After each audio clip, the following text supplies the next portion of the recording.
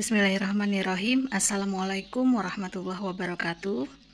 Perkenalkan, saya Sarina Sriwulan, Sarjana Keperawatan, Nurse Magister Keperawatan, salah satu dosen Prodi D3 Keperawatan di Setikes Baitul Hikmah, Bandar Lampung. Pada kesempatan kali ini, saya akan memaparkan tentang mata kuliah yang saya ampu, yaitu keperawatan medikal bedah, khususnya pada perawatan luka modern. Kuliah perawatan luka modern ini dengan kode mata kuliah MKL 4.09 dilaksanakan pada semester ketiga dengan beban kredit yaitu 2 SKS, 1 teori dan 1 praktek. Mata kuliah ini merupakan lanjutan dari perawatan medikal bedah, di mana kita akan membahas tentang perawatan luka secara modern dengan konsep suasana lembab dan mengaplikasikan modern dressing baik pada luka akut maupun luka kronik. Untuk capaian pembelajaran lulusan dilihat dari 4 kategori. Yang pertama adalah sikap, kemudian keterampilan umum, keterampilan khusus, dan pengetahuan. Untuk dari sikap itu sendiri menunjukkan kinerja dengan mutu dan kuantitas yang terukur. Kemudian keterampilan umumnya menyelesaikan pekerjaan berlingkup luas dengan menganalisis data serta metode yang sesuai dan dipilih dari beragam metode yang sudah baku maupun dengan menganalisis data. Kemudian untuk melihat dari pengetahuannya, memahami konsep anatomi dan fisiologi kulit, proses fisiologi penyembuhan luka, kemudian memahami dan menganalisa proses penyembuhan luka. Untuk keterampilan khususnya, ada 7 poin. Yang pertama adalah memberikan asuhan keperawatan nutrisi pada pasien dengan luka, kemudian memberikan asuhan keperawatan dari pengkajian hingga evaluasi serta mendokumentasikan asuhan keperawatan yang resiko ataupun dengan gangguan integritas kulit ataupun pada luka. Kemudian yang ketiga, melakukan analisa dasar kontaminasi luka. Kemudian yang keempat, memberikan asuhan keperawatan pada pasien dengan luka akut. Nomor 5, memberikan asuhan keperawatan pada pasien dengan luka kronis, luka diabetes, dan luka tekan.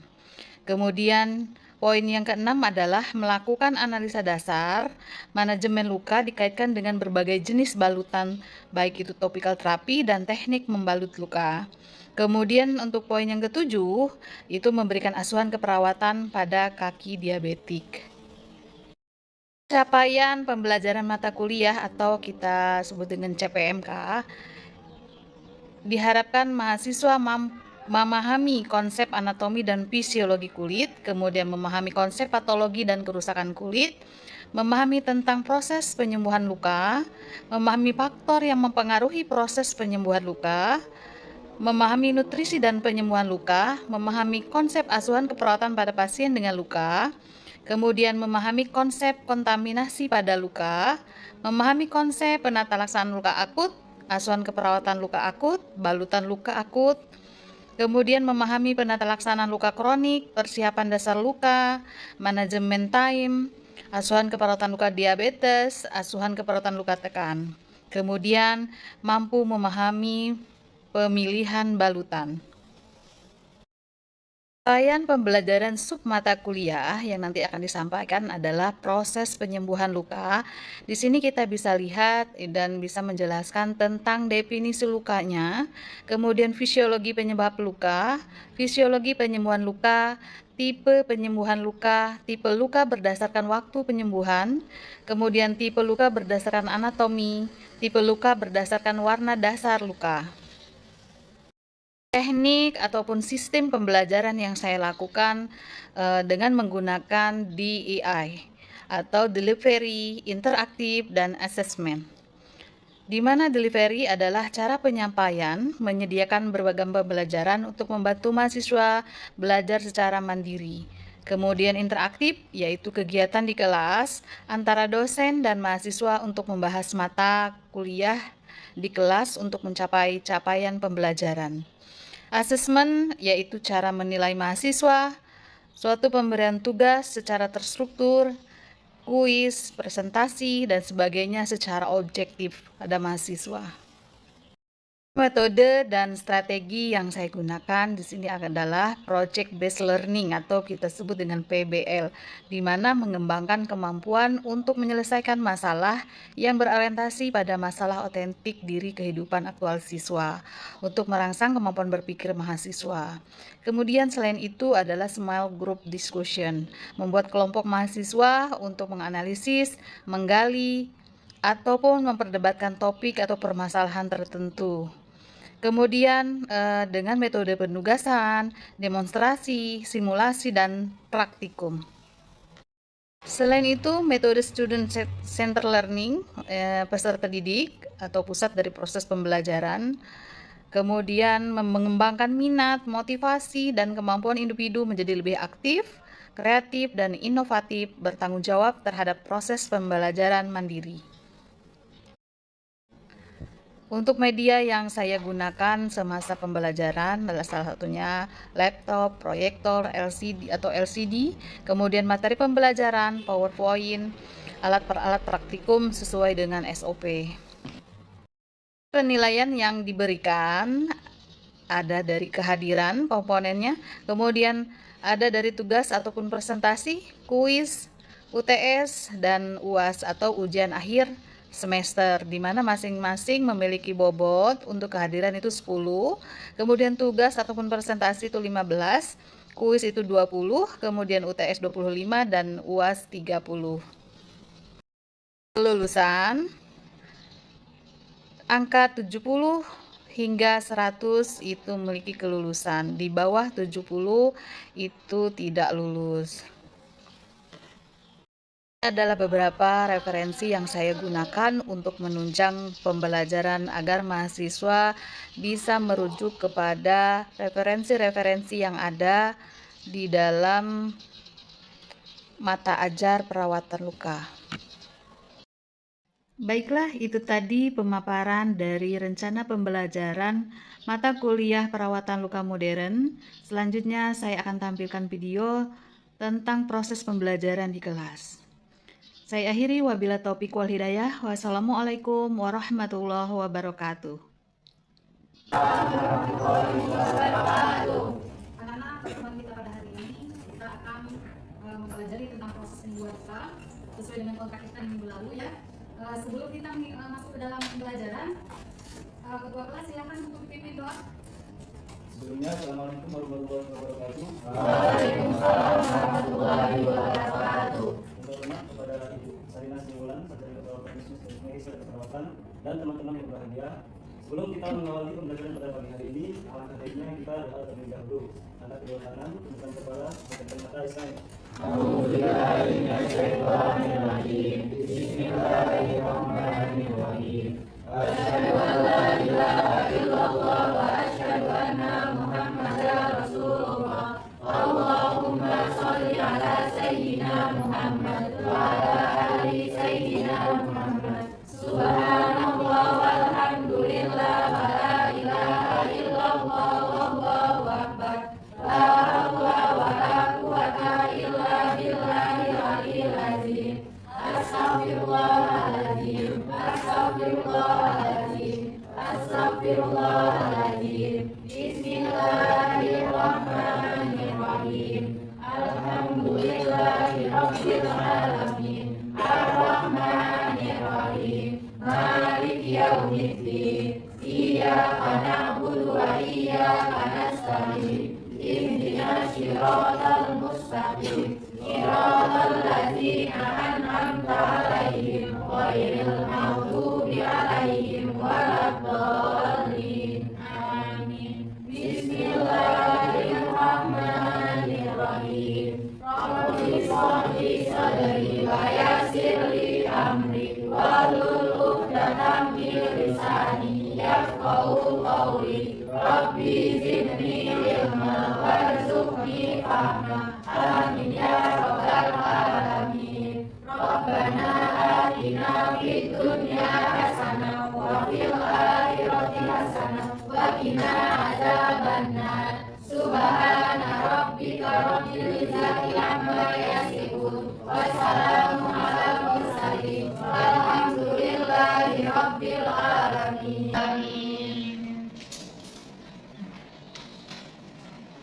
Baik, mudah-mudahan pembacaan doa kita pada pagi hari ini mendapatkan barokah, sehingga setiap ilmu yang Ibu sampaikan itu bisa diserap dengan baik ya.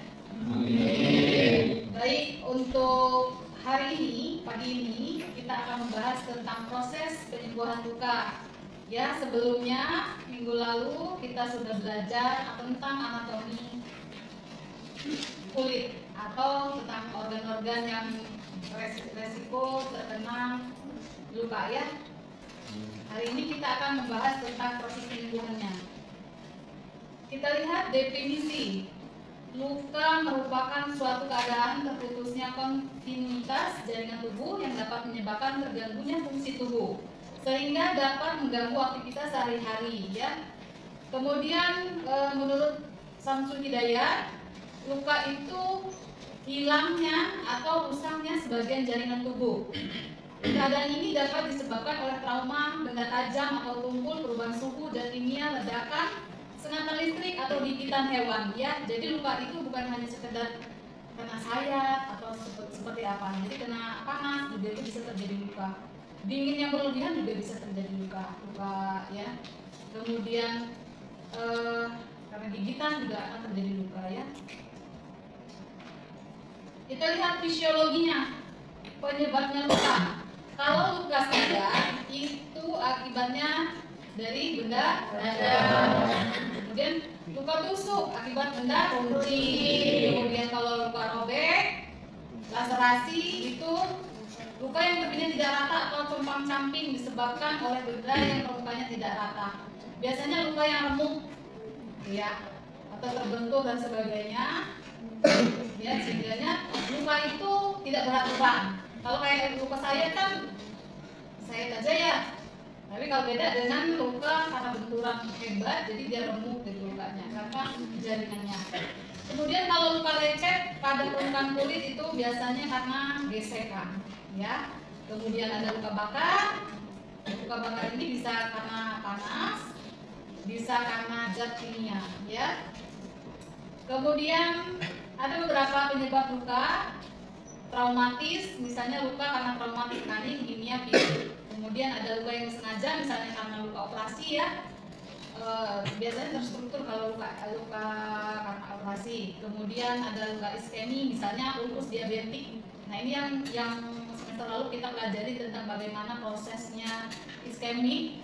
Ya, biasanya terjadi pada pasien-pasien dengan diabetes. Itu lukanya luka iskemik, tadinya luka sedikit, gara-gara iskemik jadi akhirnya mati jaringan.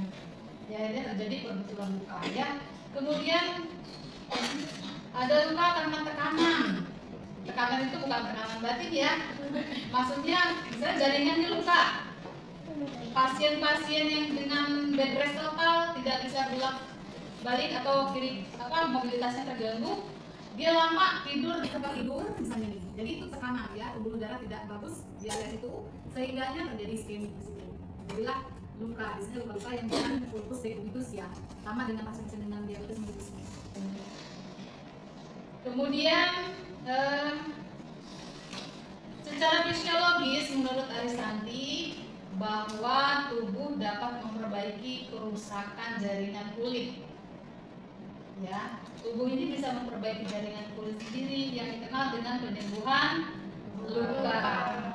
Kalau kita posisinya tidak terkena diabetes, luka ini akan sembuh dengan sendirinya walaupun tanpa diobati, tapi dengan catatan tidak ada terjadi infeksi di situ.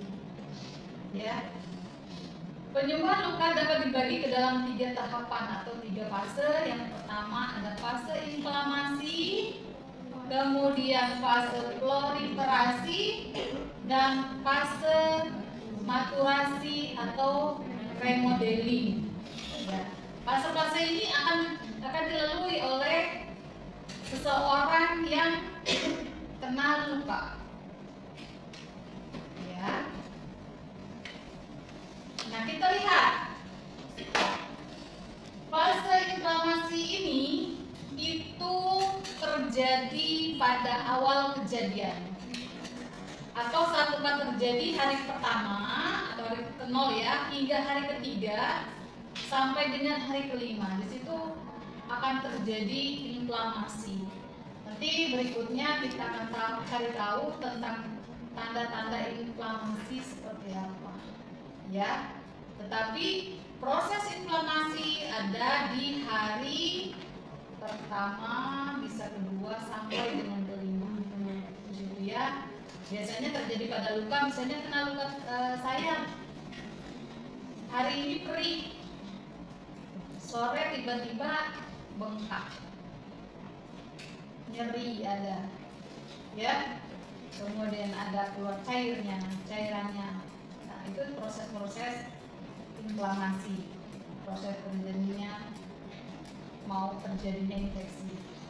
Kemudian ada fase proliferasi. Fase ini dimulai bisa di hari kedua sampai ke 24, yang terdiri atas proses destruktif, fase pembersihan ya. Kemudian proses proliferasi atau granulasi ya. Granulasi itu pelepasan sel-sel baru, pertumbuhan dan epitelisasi migrasi. Nah, jadi proses yang tadinya fase inflamasi di hari pertama sampai kedua ataupun kelima, di situ bisa juga terjadi proses proliferasi, di mana proses ini kalau dia lukanya, kita contohkan luka pasien diabetes. Kalau luka diabetes, ketika terjadinya kematian jaringan, ya, kita harus buang jaringan itu, seberapapun dalamnya. Apakah dia masuk ke dalam epidermis ataupun dermis, ya, itu harus kita buang. Kenapa? Karena mempertahankan yang sudah mati tidak akan mungkin terjadi. Memang harus dibuang. Dibuang nanti akan jadi pertumbuhan sel-sel baru. Itu yang namanya nanti akan terjadi proses granulasi, pertumbuhan jaringan. Yang tadinya roak misalnya ya, kalau pasien-pasien diabetes biasanya sampai bolong tuh jaringannya, kadang sampai nembus ke endodermis, bagian terdalam. Nah, nggak mungkin kan langsung mau menutup nanti dalamnya kosong. Pastinya akan bagaimana caranya si daging ini, jaringan harus tumbuh, dibuang dulu yang matinya, baru jaringan yang baru akan tumbuh. Nanti akan terjadi proses granulasi. Setelah granulasi baru epitelisasi, penutupan. Itu ya, kebayang? Kemudian ada fase maturasi atau remodeling, terjadi mulai hari ke-24 hingga 1 atau 2 tahun. Ini diibaratkan yang paling lama. Sebenarnya tergantung luka, tergantung lebarnya luka, parahnya luka, ya. Gak harus nunggu luka kecil, masa mau nunggu sampai 2 tahun, ya. Yaitu fase penguatan kulit baru. Nah, walaupun misalnya luka pasien diabetes itu sudah menutup, epitelisasinya sudah sempurna, tapi itu jaringan kulit masih baru. Supaya dia seimbang dengan jaringan yang sebelahnya atau jaringan yang memang sebelumnya tidak rusak, waktunya kurang lebih 2 tahun. Ya, jadi untuk menyeimbangkan. Oke, ini untuk fase-fasenya. Fasenya ada berapa tadi? 3. Apa aja coba? Fase apa? Inflamasi. Terus proliferasi. Terus maturasi. Ayo bisa jelaskan sama Ibu proses inflamasi terjadinya berapa lama, dari hari berapa? Dari pertama kali terkena luka bisa jadi sampai 2 ataupun 5 hari. Oke, kita lihat ini pembentukan bekuan dan migrasi leukosit pada luka kulit. Ini bagian A, kelihatan nggak? Gambar A, saya nggak ada pointer sih. Gambar A ini dia lukanya sedalam itu. Kemudian hari pertama kan ya, kalau yang hari pertama dia akan menggelembung seperti itu, luka. Kemudian terjadinya proliferasi dan migrasi fibroblast dan sel endotel di bagian ke B, bagian B ya. Mohon maaf itu A semua, yang B itu ini ya. Kemudian yang C, mobilisasi, migrasi, proliferasi dan diferensiasi sel epitel. Tuh mulai naik kan? Jaringannya kelihatan? Kelihatan. Jaringannya udah naik. Tadinya kan agak dalam itu seperti ini. Nah, itu yang pertama. Kemudian selanjutnya adalah makulasi. Makulasi ini ada akhir dengan stratifikasi epidermal. Nah, jadi si kulit itu tinggal hanya menutup aja di bagian atas. Jaringan di bawah sudah tertutup, sudah naik, granulasinya sudah naik. Ya, digambar ini. Kemudian, nah untuk klasifikasinya kita lihat berdasarkan tipe penyembuhan luka. Penyembuhan luka ya. Tipe luka atau cara penyembuhannya diklasifikasikan menjadi tiga. Yang pertama primer, sekunder dan tersier. Ya, kita lihat apa penjelasan mereka. Kalau luka primer ini terjadi tanpa kehilangan banyak jaringan kulit, bukan ditutup dengan cara dilakukan dengan menggunakan alat bantu sehingga bekas luka atau scar tidak ada atau minimal. Jadi kalau cuma luka sayatan, biasanya dicuci dengan desinfektan, kemudian langsung dijahit, nanti dia akan membersih sendiri. Ya, kemudian kalau luka sekunder ini kulit mengalami luka atau kerusakan dengan kehilangan banyak jaringan. Artinya bukan hanya sekedar luka sayat, tetapi memang di dalam itu terjadi kerusakan. Ya, kerusakannya memang luar biasa. Entah itu sampai dengan lapisan yang keberapa. Ini memerlukan proses granulasi. Jadi si jaringan itu banyak yang mati. Kita bagaimana caranya si penyembuhan luka ini harus ada granulasi jaringan baru yang harus kita tumbuhkan. Ya. Kemudian kita lihat lagi di luka penyembuhan luka secara tersier. Penyembuhan luka secara tersier atau delay primary terjadi jika penyembuhan luka secara primer mengalami infeksi atau ada benda asing sehingga penyembuhan lukanya terhambat. Jadi ketika si luka itu memang harus tumbuh granulasi sesuai dengan fasenya, tetapi terjadi infeksi, sehingganya proses granulasi itu terhambat. Ya, terhambat. Mau sembuhnya agak lama. Contoh pada pasien dengan diabetes lagi, itu penyembuhan luka agak lama. Beda dengan kita yang misalnya remaja dulu, imunnya masih bagus, nutrisinya bagus, proses granulasi atau luka itu cepat sembuhnya. Beda dengan pasien-pasien yang memang udah usia, apalagi dia dengan diabetes, gula darahnya tinggi, nggak bisa tuh secepat penyembuhan luka, cukup 12 hari sembuh misalnya. Kalau kita misalnya yang kena luka biasanya cuma cukup 12 hari sudah sembuh, proses granulasi sampai epitelisasi itu sudah cepat selesai. Tetapi pada pasien dengan diabetes itu lama, bisa 1 bulan, bisa 2 bulan, tergantung kondisi pasien. Macam-macam, walaupun sama-sama diabetes, proses penyembuhannya pasti akan berbeda. Ya, dia dari segi waktu. Kemudian kita lihat lagi, ini gambar contoh luka yang jenisnya primer, sekunder, dan tersier tadi ya. Kita lihat yang atas tuh, dia misalnya kena meset, kebuka kan?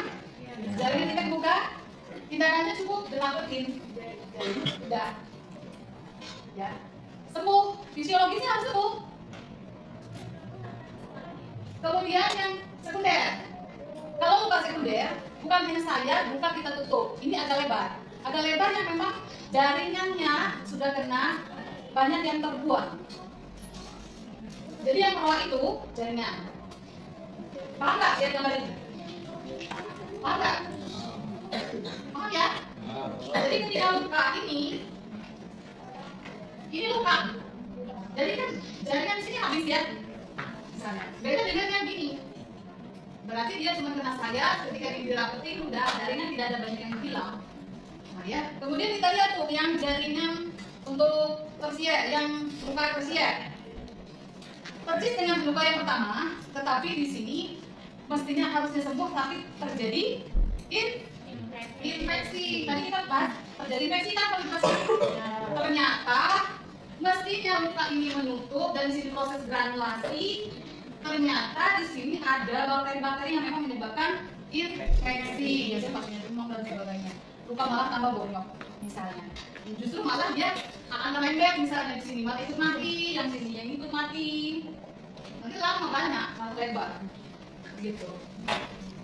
Paham ya? Oke, kita lanjut. Ini luka. Tipe luka berdasarkan anatomi. Tahu anatomi? Kelihatan nggak? Agak gelap ya, tapi dari untuk saya agak terang. Ini agak gelap. Ini luka seperti ini, stadium 1. Stadium 1 ini warna dasar luka merah dan hanya melibatkan lapisan epidermis, jadi kulit yang bagian atas ya.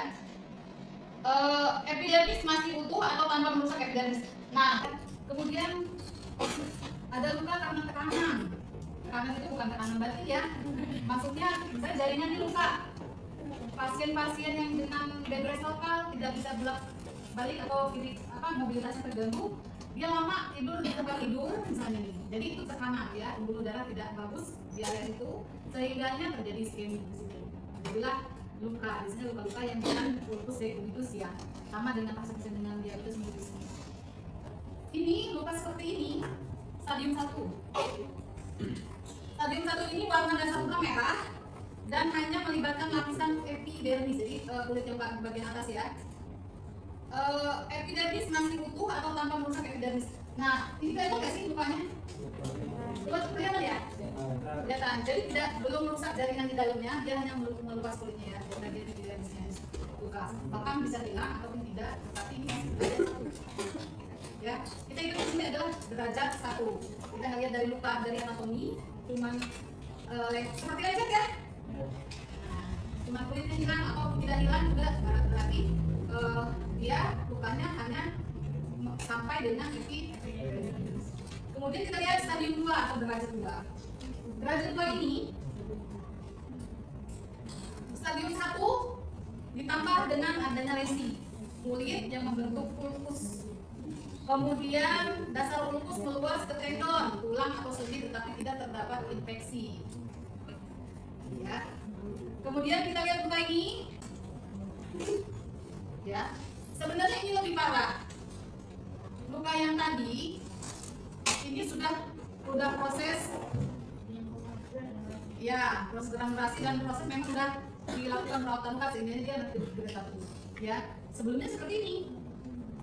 Stadium 4. Di stadium 4 ini di sini banyak jaringan yang mati. Banyak sekali. Ya.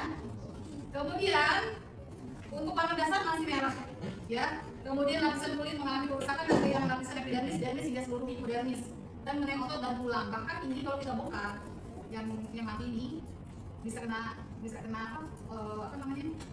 tulang bisa, ya, tembus. Walaupun tidak terlihat tulangnya, biasanya si jaringan yang mati itu udah sampai tulang. Tinggal nanti proses pembusukan kalau kita buka, pembusukan itu maksudnya proses nekrosis ya, nekrosis udah mati, baru kita buka, baru dia akan tulang. Ya. Tapi ini mau mati ini proses iskemik dulu. Ya. Kemudian ini adalah unstable.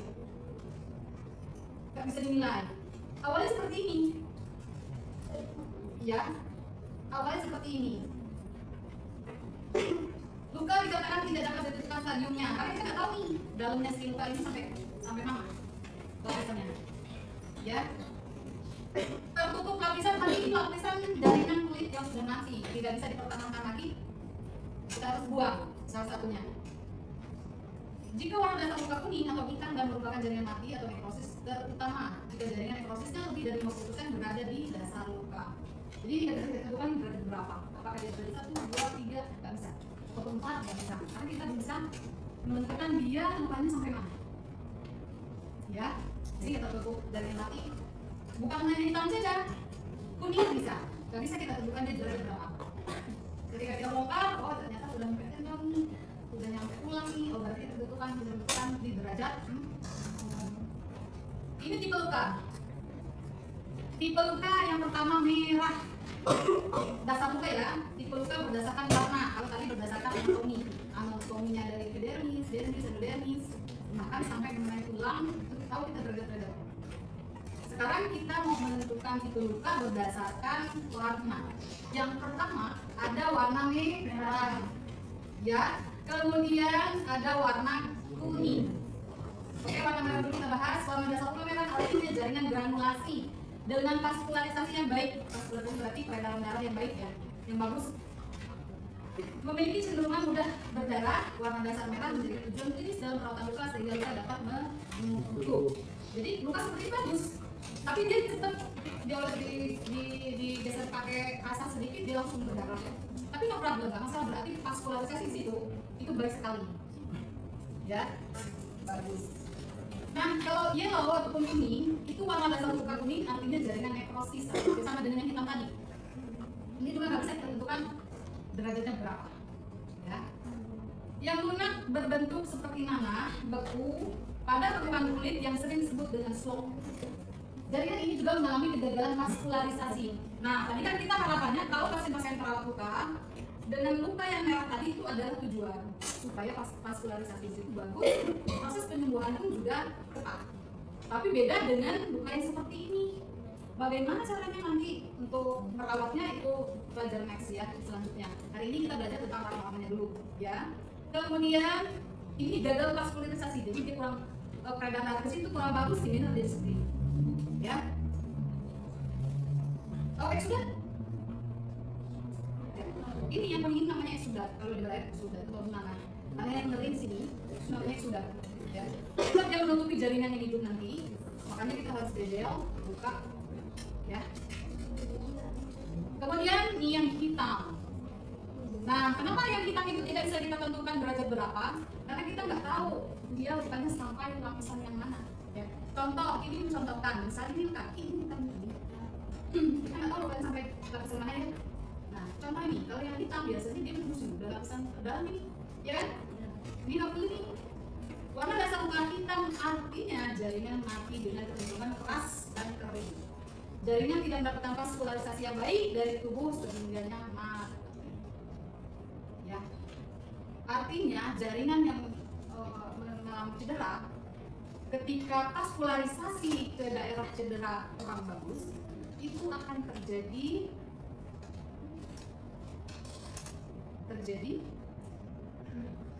nekrosis. Ya, hipoksia dulu.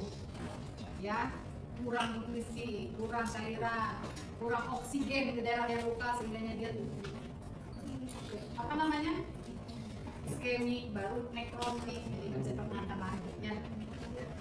Makanya pasien-pasien diabetes itu banyak-banyak kalau dia udah kena tendon di sini, kalau pasien-pasien dokter bedah udah amputasi aja ya.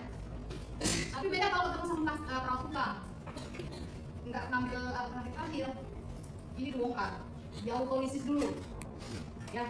Diautolisis itu dikasih salep yang bisa menggunakan jaringan, ini keras jaringannya, yang ini tidak keras, nggak bisa. Kalau di sarafnya masih bagus itu kalau kita gunting dia teriak ya. Kita autolisis dulu, bungkus dengan salep supaya nanti dia agak bongkar, baru kita sehari kemudian atau 2 hari kemudian kita bongkar dia adalah lunak, bisa kita nekrosis itu jaringan mati. Tapi kalau kita motongnya nekrotomi. Berarti nekrotomi itu kita memotong jaringan yang mati. Ya, oke, next untuk pelajaran hari ini tentang proses penyembuhan luka. Untuk dasar-dasar lukanya kita pelajari, kemudian apa? Tipe dasar luka berdasarkan anatomi, berdasarkan warna. Sudah kita pelajari. Ada yang mau ditanyakan? Ya, silakan. Kan tadi ada warna ya Bu, ada merah, ada kuning. Di dulu tadi ada kuning, kan dia menghasilkan warna tuh Bu. Kok bisa dari menghasilkan warna itu pasti ada tahapnya ya Bu ya? Pasti apa? Pasti ada tahapannya.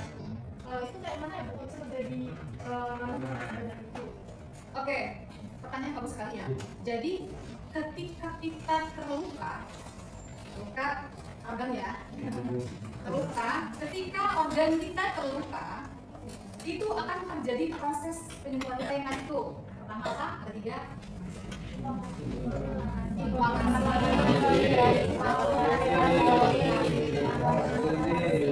Nah, ketiga ini, yang ketiga, kalau proses inflamasi itu udah pasti. Tapi proses ini akan terlewati kalau jaringannya bagus, dia akan sembuh sendiri. Beda yang tidak sembuh dengan adanya infeksi. Infeksi itu ditandai dengan adanya pes. Pes itu atau kita sebutnya secara awam nanah. Nanti kita bicaranya jangan pes lagi, jangan demam lagi, tapi pes. Atau kita bilangnya apa? Slok. Yang kalau banyak, apa namanya banyak sekali dan keras itu namanya slok. Ya. Nah, silangan ini dia ada kata di situ, sehingga menabrak di situ. Itu sebenarnya menandakan nekrosis. Ada yang memang dia bertumpukan nanah, ada yang memang bertumpukan darah. Nah, di situ dia enggak ini dibongkar, dia autolisis dulu. Ya, dia autolisis itu dikasih saler yang bisa melunakkan jaringan ini kan keras jaringannya. Yang ini bisa keras. Nggak bisa kalau di sarafnya masih bagus itu kalau berunding dia teriak. Ya.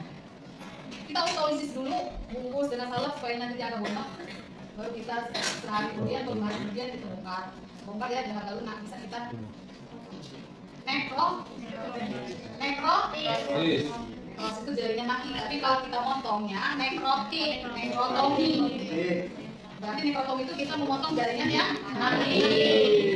Ya, oke, next untuk pelajaran hari ini tentang proses penyembuhan luka. Untuk dasar-dasar lukanya kita pelajari, kemudian apa? Tipe dasar luka berdasarkan anatomi, berdasarkan warna. Juga sudah kita pelajari. Ada yang mau ditanyakan? Ya, silakan. Kan tadi ada warna luka tadi ya, ada merah dan di kedua tadi ada kuning, kan dia menghasilkan nanah tuh. Kok bisa terjadi menghasilkan nanah itu pasti ada tahapnya ya Bu ya? Pasti apa? Pasti ada tahapannya. Itu kayak mana ya, kok bisa terjadi nanah banyak itu? Oke, pertanyaan bagus sekali ya. Jadi ketika kita terluka organ ya, ketika organ kita terluka, itu akan terjadi proses penyembuhan luka yang itu. Pertama apa? Ada 3. Inflamasi.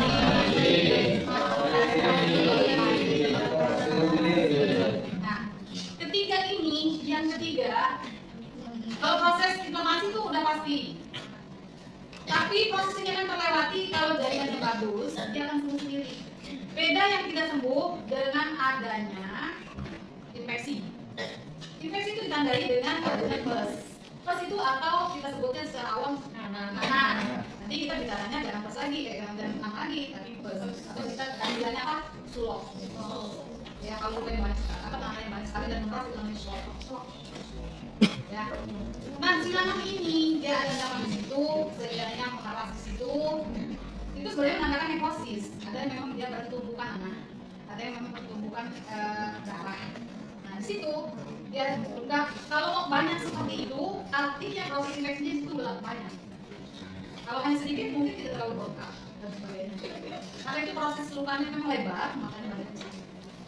Dan kenapa kalau bisa seperti itu? Awalnya tidak dilakukan perawatan dengan baik. Kalau awal terkena luka sudah dirawat dengan baik sehingga tidak terjadi infeksi, tidak akan pernah terjadi adanya slok. Oke, ada lagi yang ditanyakan, Kak? Iya.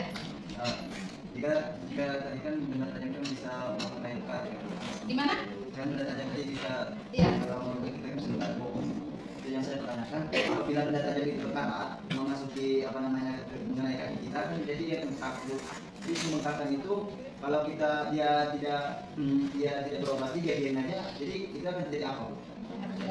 Oke, ketika kita luka terkena benda tajam yang memang berkarat, kita harus berpikir yang pertama pasti akan melewati proses inflamasi peradangan ya. Akan di situ nanti ada sakit, panas, kemerahan. Nah, ketika yang benda tajam itu berkarat, kita sudah berpikir takutnya di situ ada bakteri atau apa? Kalau yang di benda itu takutnya jadi harus kita mendapatkan injeksi tetanus. Segera bawa ke fasilitas kesehatan. Gak usah berpikir, nggak ada ini tetanusnya. Kita tidak bisa lihat itu. Lihat kakunya nggak berkarat kok masih bagus. Misalnya, nggak lah kalau tetanus. Tetap kita anggapnya kena tetanus luka itu. Ya kalau hanya sekedar luka dan tidak ada tetanusnya, tidak ada bakteri itu, enak. Tapi ini sudah luka, nanti ada proses peradangan sebagainya, udah itu kena ketahuan sekolah, lebih berat deh urusannya ya. Jadi anggap aja ketika tertusuk benar-benar seperti itu, kita berpikirnya saya kalau nggak dia tetanus harus segera bawa ke fasilitas kesehatan, bukan sekedar dirawat. Ya, kalau ada seperti itu cepat cuci pakai air mengalir. Ya, kalau dia terjadi peradangan itu pasti, karena memang proses luka ada proses inflamasi. Pasti kita akan lewati proses itu. Kalau inflamasi lewat sudah sembuh bagus, tapi takutnya nanti ada proses infeksi yang lama di situ, lebih bahaya. Oke, baik. Ada lagi? Cukup? Baik, kita evaluasi ya. Tadi tipe warna luka ada berapa? 3. Merah, putih, hitam. Kalau berdasarkan anatomi ada berapa? 4. Oke, ada yang bisa menjelaskan stadium 2 ada berapa? Kayak mana? Siapa? Ayo Desa, stadium 2. Stadium 1 kita mendengar adanya lesi. Ditambah stadium 1 ditambah dengan adanya lesi sampai yang bisa membentuk lurus. Oke, siapa yang bisa menjelaskan dengan stable? Oke, siapa berdiri? Unstable? Luka tidak dapat ditentukan stadiumnya, dasar luka putih atau hitam dan merupakan jaringan mati nekrosis. Oke, jadi stadium 5 ya. Mohon maaf tadi ngomongin ini ya, stadium 5. Ada stadium 4, tetapi yang apa namanya? Unstable itu nggak bisa kita tentukan dia ini ada di stadium berapa. Ya, baik kalau sudah tidak ada yang ditanya, Ibu juga sudah evaluasi. Mudah-mudahan pembelajaran kita hari ini bisa Anda ingat ya. Nanti diulang lagi. Berikutnya kita akan review lagi ya. Jadi jangan sampai pembelajaran hari ini dilupakan. Jadi ini proses terus-menerus. Minggu depan kita akan review kembali walaupun dengan materi yang baru.